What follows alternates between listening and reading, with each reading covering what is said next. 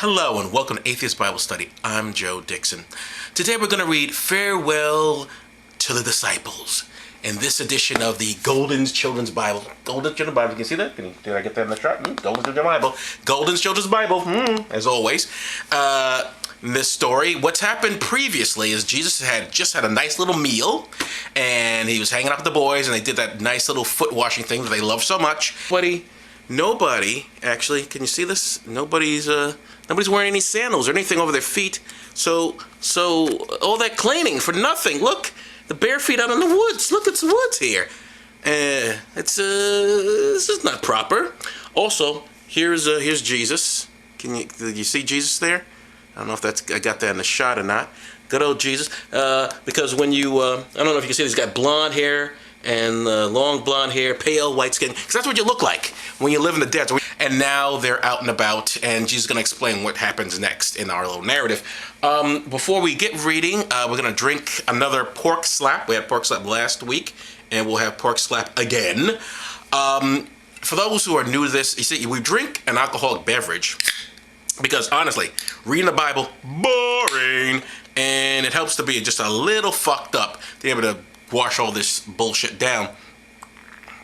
So what I'm going to do is, I'm going to drink this, then I'm going to read Farewell to the Disciples, starring Jesus.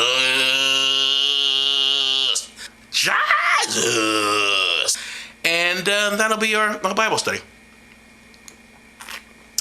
Now, hold on. Let's see if I can get this down.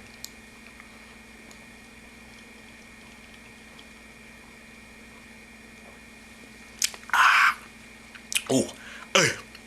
Ooh. Powerful pork slap.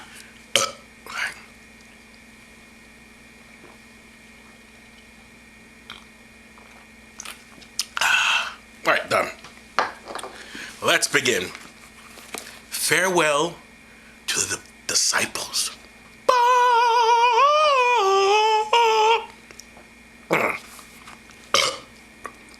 When Judas had departed, Jesus said, "My children, for only a little while longer shall I be with you. You shall seek me, but as I said to the Jews, now I say to you, where I'm going, you cannot come. I give you a new commandment, that you love one another. As I have loved you, even though my love, if you think about it, was kind of fucked up. Wasn't unconditional, now was it? So, also should you love one another. By this, all people will know that you are my disciples, if you have love for one another. Greater love has no man than this, that a man lay down his life for his friends. Oh, I would think the greater love be for your family, but all right, friends, they have no family because Jesus said, no, you can't have family when you follow me. You are my friends if you do whatever I command you. I'll repeat that. I will repeat that. You are my friends if you do whatever I command you. What the fuck kind of friendship is that? You do whatever I command you, then we're pals. Oh, I'll be your friend forever. You do everything I tell you to do, and I command you. That sounds like a healthy friendship. That's the type of friendship anyone wants, right? You do as I say. All right. Ooh, where am I? All right. You are my friends. You do whatever I command you. I shall call you no longer servants, for a servant does not know what his Lord does, but I have called you friends. For all that I have heard from my Father, I have made known to you. Of course, I also am my Father, so it's really not much of a contrast. I'm just telling you what I already know, which is what I'm telling you, because I make up all the rules. But at the same time, I have a Father. I'm one of the Trinity. You figure it out, motherfuckers. Do not let your hearts be troubled. You believe in God. Believe in me too. Believe in me too.